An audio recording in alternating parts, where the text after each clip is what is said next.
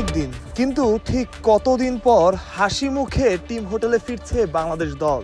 আপনি বলতে পারেন ওয়ানডে সিরিজের দ্বিতীয় ম্যাচটাই তো জিতেছে টিম টাইগার্স, তবে তখন এমন উদযাপন লক্ষ্য করা যায়নি, চোখে মুখে এমন আনন্দ ফুটে ওঠেনি। সেই ম্যাচে যে এভাবে ডমিনেট করে যেতেনি বাংলাদেশ, হয়তো এটাই কারণ। ড্রেসিং রুমের বাইরে স্টেডিয়াম গেটের সামনে অপেক্ষায় ছিল গণমাধ্যম কর্মীরা। পাশেই ড্রেসিং রুম, সেই ড্রেসিং রুম থেকে ভেসে আসছিল উল্লাসের শব্দ। উল্লাস হবেই বা না কেন? এত সমালোচনা, এত আলোচনা, অমন হারের পরে এমন জয়, ডাম্বুলাকে হয়তো অনেকদিন মনে রাখবে বাংলাদেশও। কে জানে এটাই নতুন শুরু কিনা।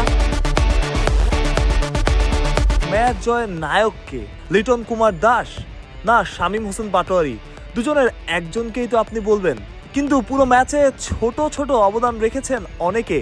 শরীফুল ইসলাম কিংবা রিশাদ হোসেন, তাদের নামও আপনি বলতে পারেন। টি-20 ম্যাচ, তবুও দলগত পারফরমেন্সেই বাংলাদেশের জয়। সবার মুখে হাসি দেখাটা স্বস্তির। এই হাসি বাংলাদেশ ধরে রাখতে চাইবে শেষ ম্যাচ পর্যন্ত। এর আগেও একটা ওয়ানডে জিতে সিরিজ সমতায় এনে তৃতীয় ওয়ানডে হেরেছে বাংলাদেশ। টি-20তে সেটা নিশ্চিত করেই চাইবে না। অপেক্ষায় আর প্রেমাদাসা। সব পরিকল্পনা অনুযায়ী চললে আগামীকাল সকালে বাংলাদেশের কলম্বোর উদ্দেশ্যে রওনা দেওয়ার কথা। যেমনটা শুনছিলেন, আর প্রেমাদাসায় বাংলাদেশের শেষ টি-20, শেষটা রাঙাতে পারবে তো বাংলাদেশ? হবে তো শেষ থেকে নতুন শুরু। ডাম্বুলা থেকে মাহফুজ প্রত্যয়, বিডি ক্রিক টাইম, শ্রীলঙ্কা।